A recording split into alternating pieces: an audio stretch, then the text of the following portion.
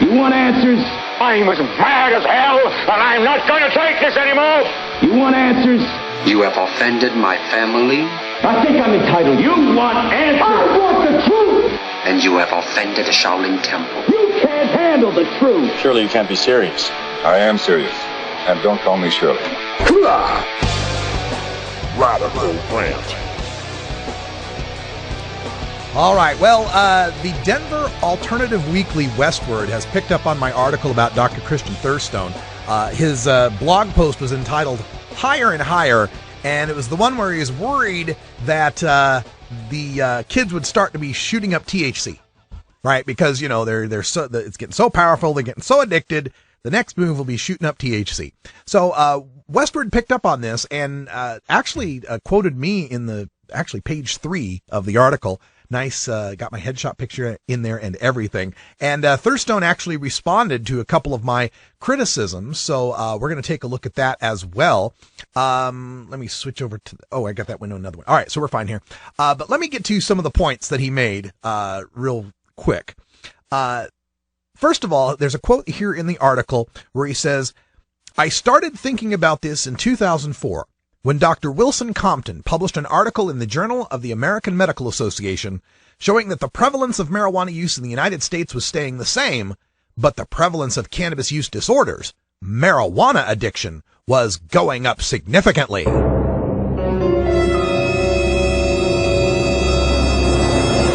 right, so you know me, I don't trust any conjecture that relies on defining marijuana addiction based on the number of people seeking treatment, since so many of them are forced into treatment by prohibition.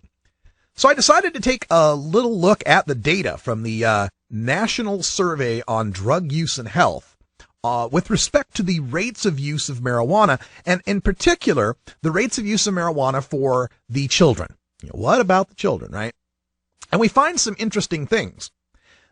What they're saying here is, you know, that you got all this marijuana addiction. The marijuana addiction is going up significantly.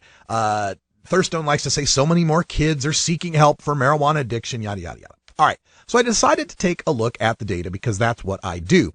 And what I've got here are the data from the 2010 National Survey on Drug Use and Health, followed by the 1991 National Household Survey of Drug Abuse. They changed the name of it sometime in the 2000s.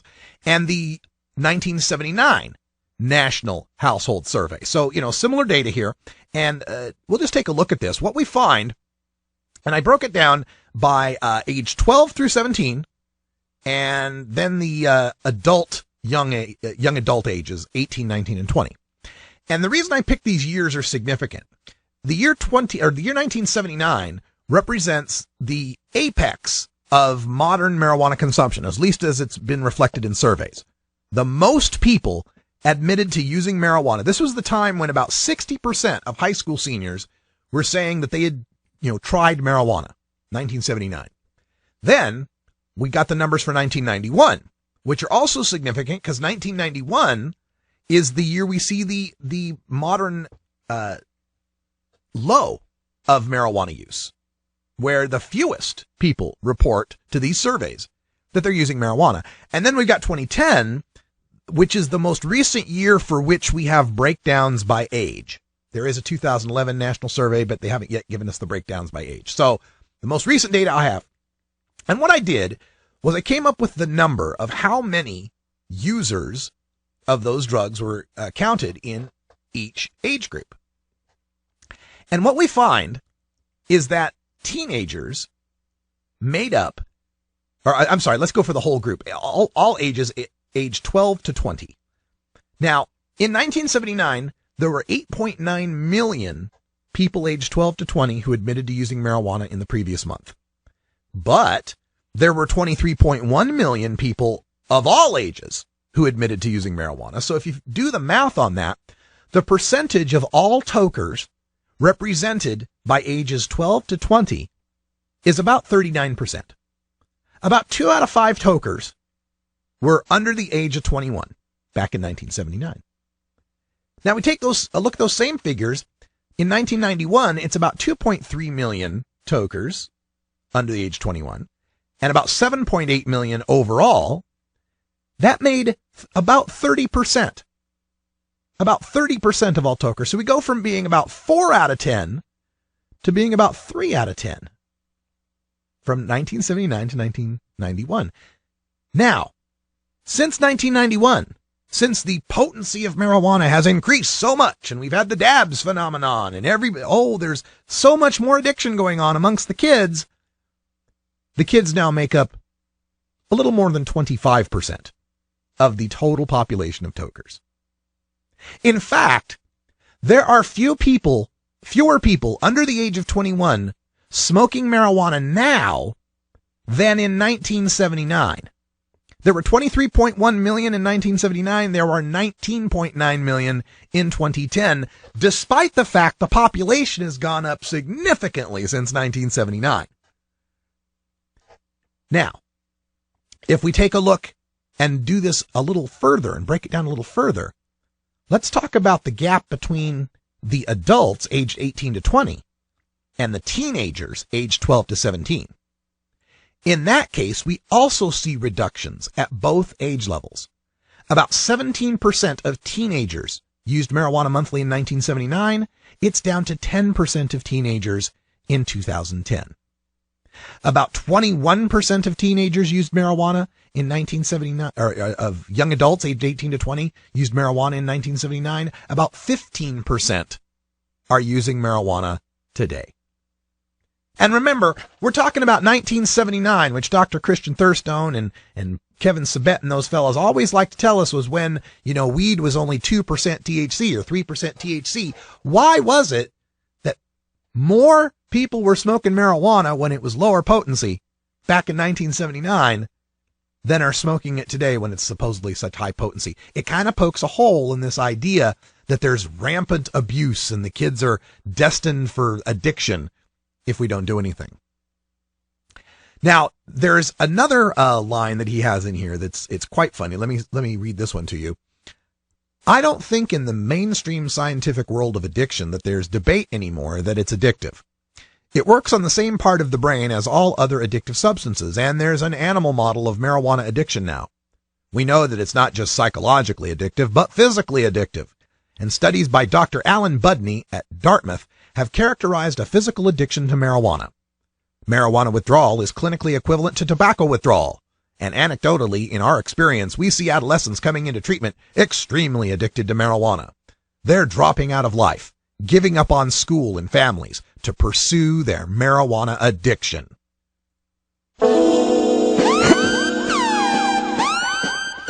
All right, really? You want to stick with that marijuana withdrawal is clinically equivalent to tobacco withdrawal? Really? Do you know any tobacco smokers who've tried to quit? Look, people quit smoking marijuana all the time. Happens all the time when they're studying for their drug test. Oh, I got to study for my drug test. I'll stop smoking for a month.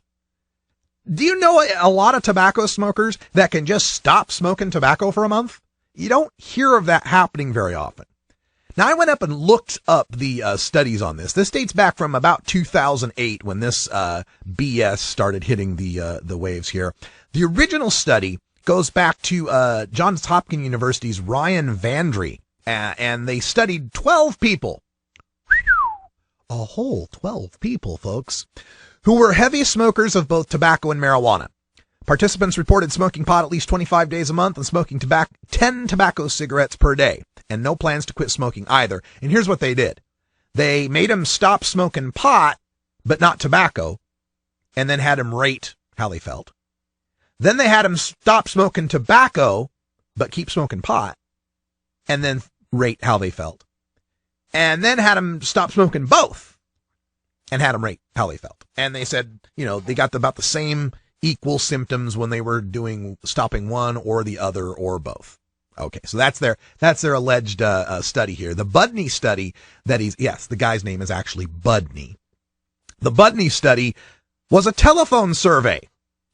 This naturalistic telephone survey study compared perceptions of withdrawal severity in 67 daily cannabis users and 54 daily tobacco cigarette smokers who made quit attempts during the past 30 days.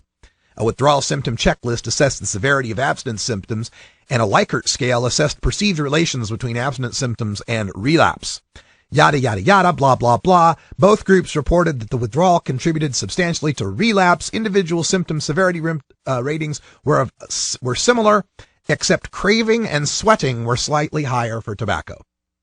They say the discomfort scale was 13 for cannabis and 13.2 for tobacco. So thanks to this telephone survey of about 120 people, we now have evidence that there is a huge marijuana withdrawal symptom, and being addicted to it and withdrawing from it is similar to tobacco. Or you can talk to a tobacco smoker who's tried to quit. You can look on the shelves to see Chantix and Nicorette and gums and patches in every attempt, and products up the yin-yang to try to get people to try to quit smoking. I don't see a lot of that with cannabis. I don't see a lot of people panicking because, oh my God, I can't stop pot. Now, whether people want to stop pot is another thing entirely. And whether or not there are withdrawal symptoms from marijuana might have a lot to do with why you're using marijuana.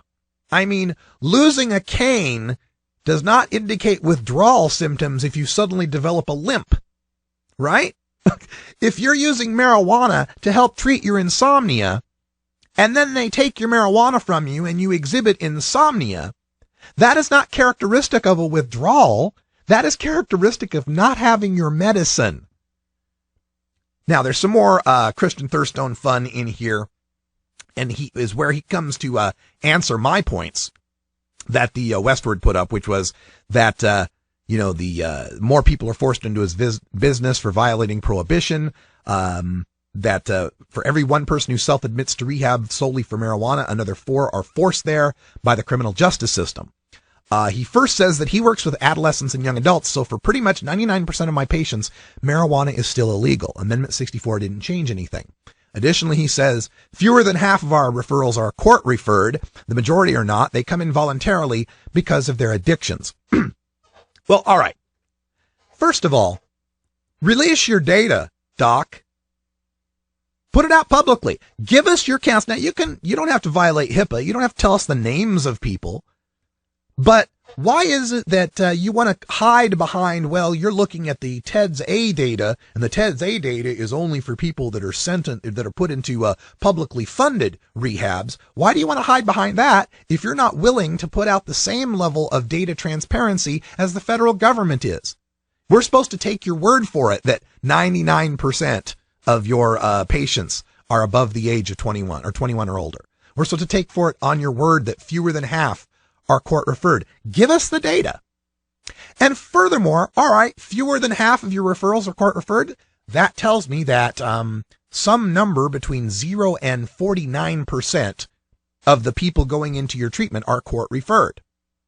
And when we look at the TEDS-A data, and that represents 58% of all people, of all admits. It's about 1.6 million admits in TEDS-A. There's about 1.1 million admits that are not covered by that federal database. So about 58% of the people are covered by it.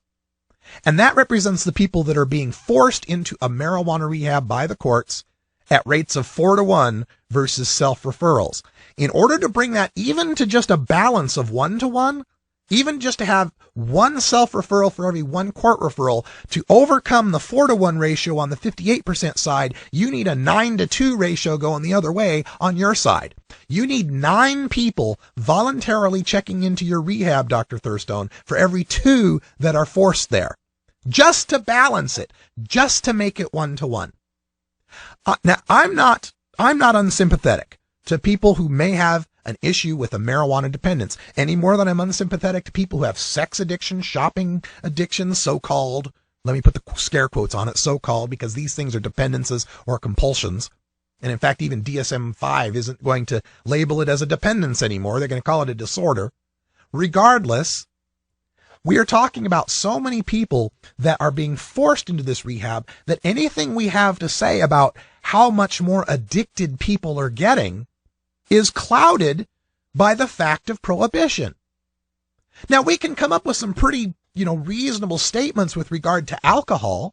That's pretty easy because with alcohol, the only people that are being sentenced into rehab or given the choice of jail or rehab are the alcoholics who've also committed some other crime, gotten too many DUIs, had a vehicular homicide, whatever it might be. Something where there is a true indication of a dysfunction in that person's life. But so long as getting caught with marijuana is what gets you into a rehab, your statistics are all skewed.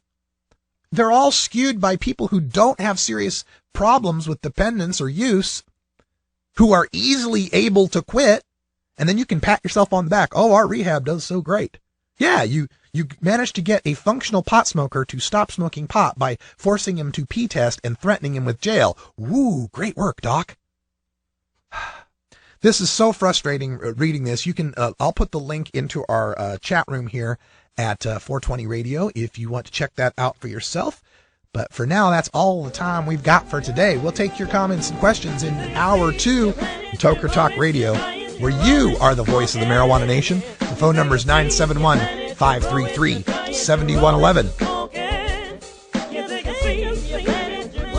I'll have a blog post up on this Dr. Christian Thurstone stuff as well, and all the data charts that I use in these rants can be found on my Pinterest account, pinterest.com/RadicalRuss. Look for the Radical Russ data board and enjoy. Share it. Spread the knowledge. Fight them with data. For Brian the Red, I'm Radical Russ. Thanks for joining us. Until next time, take care of each other, tokers.